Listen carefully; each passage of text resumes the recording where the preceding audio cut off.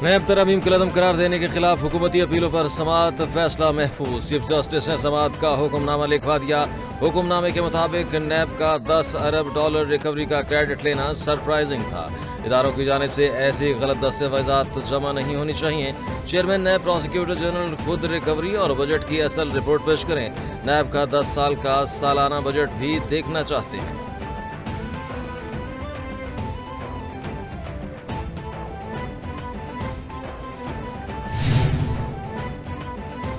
Case की समाअत के दौरान बानी पीटीआई ने साइफर का हवाला देना चाहा तो चीफ जस्टिस ने रोक दिया। हम समझते हैं आप इस वक्त जेल में हैं, ये बदकिस्मती है। आप एक बड़ी जमात के सरबराह हैं, आपके लाखों पैरोकार हैं, आप लोगों की उम्मीदें हैं। जस्टिस अतर मिनल्लाह के रिमार्क्स। चीफ जस्टिस ने रिमार्क्स दिए कि सियासतदान आपस में मिल बैठकर मामलात हल करें।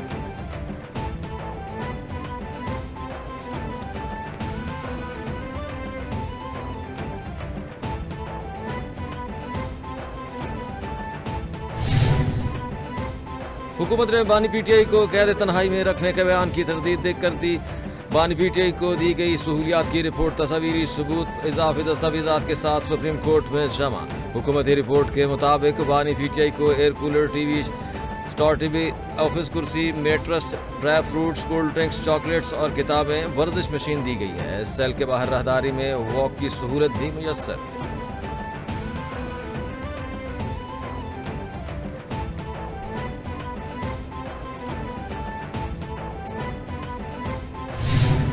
May I say, without any fear of contradiction, that friendship and brotherhood between Pakistan and China has no other parallel in this world.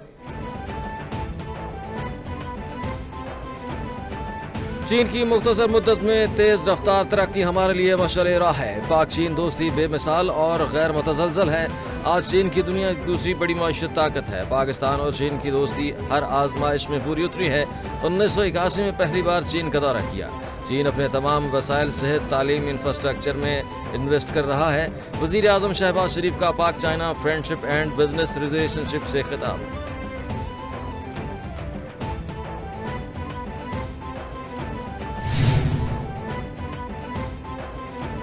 Beijing में पाकिस्तान और चीन के मुख्तलिफ शोबों में तावन बढ़ाने के लिए मफाहिमती याददाश्तों पर दस्तखत। वज़ीर आज़म शहबाज शरीफ का वफ़द के साथ तकरीब में शिरकत। सोलर पैनल्स की तैयारी के हवाले से मफाहिमती याददाश्त पर दस्तखत। तैयार करने के मनसूबे की मफाहिमती याददाश्त पर दस्तखत किए गए। हबीब रफीक लिमिटेड और Beijing global hydrogen industries company limited के दरमियान मफाहिमती याददाश्त पर भी दस्तखत हुए।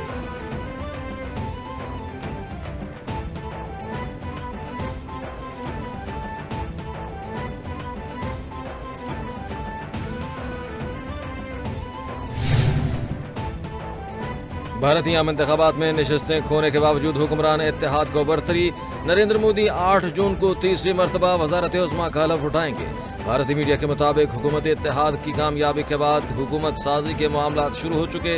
भारतीय सदर ने नरेंद्र मोदी का इस्तीफा कबूल कर लिया। इंतखाबात में कांग्रेस इत्तेहाद ने 234 नशस्तें हासिल की।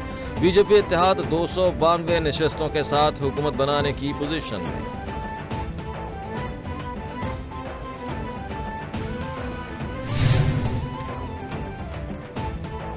वज़ीर आला पंजाब और सदर नून लीग नवाज शरीफ से मुत्तहिदा अरब अमारात के सफीर की मुलाकात। मुत्तहिदा अरब अमारात की सरमायाकारी के ऐलान को सराहा।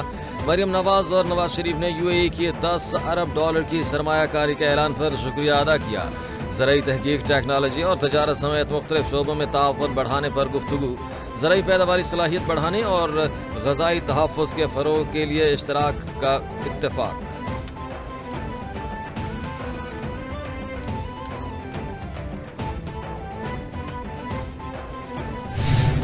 8 लाख के करीब घरों के काम जारी है। 1.25 लाख के करीब घर हमारे कंप्लीट हो गए हैं। 21 लाख लोग हैं टोटल। उनमें से 8 लाख से ऊपर सिर्फ खवातीन बेनिफिशरीज हैं, यानी सिंगल खवातीन विडो हैं या उसकी बड़ी हैं अपने ख़ानदान में, हम खवातीन को दे रहे हैं। सिंध के अवाम को सहूलियात की फराहमी के लिए इक़दाम कर रहे हैं। 2022 का सैलाब बहुत बड़ा सैलाब था, बड़े पैमाने पर नुकसान हुआ। सैलाब मुतासरीन के लिए 21 लाख घर बनाए जा रहे हैं। जिनेवा कॉन्फ्रेंस में अपना मंसूबा पेश किया और उन्होंने मदद की। मंसूबे के लिए पैसे नहीं थे, लेकिन इरादा मजबूत था। वज़ीर आला सिंध मुराद अली शाह की मीडिया से गुफ्तगू।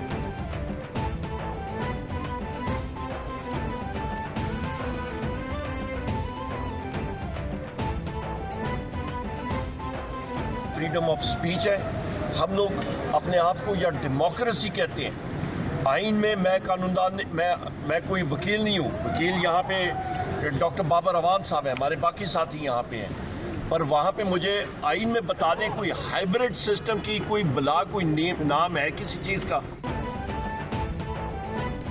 आइन में कोई हाइब्रिड सिस्टम नहीं। जमहूरियत में आज़ादी इज़हार राय पर पाबंदी नहीं लगा सकते। रात 2:45 बजे अजहर मशवानी के घर पर रेड किया गया। उनके प्रोफेसर भाई को CTD और सादा लिफाज में मलबूस अफराद ने गिरफ्तार किया। आलिया हमजा, सनम जावेद और अजहर मशवानी के भाई को फौरी रिहा किया जाए। तहरीक इंसाफ के कारकुनों का कसूर यह है कि वो अपने कायद के साथ खड़े हैं। अपोजिशन लीडर उमर अयूब की मीडिया से गुफ्तगू।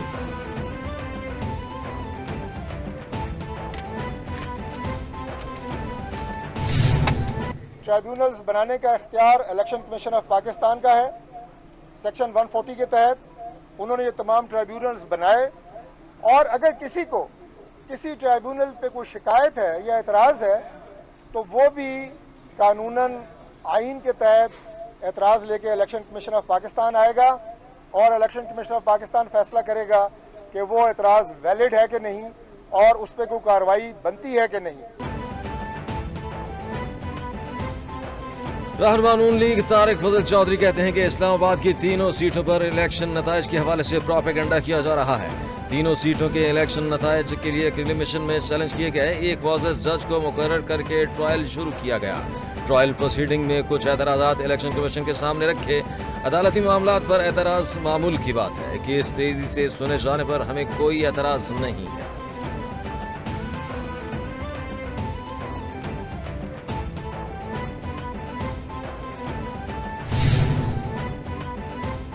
महंगाई के सताए अवाम के लिए बुरी खबर, हुकूमत ने एक बार फिर बिजली महंगी कर दी।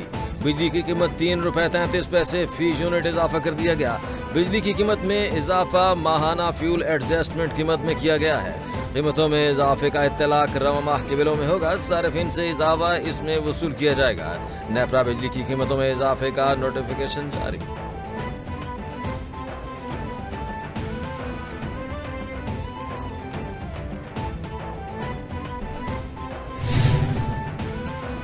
और MD capital TV doctor Basit Riaz Sheikh एजाजी member council of complaint Islamabad तैनात।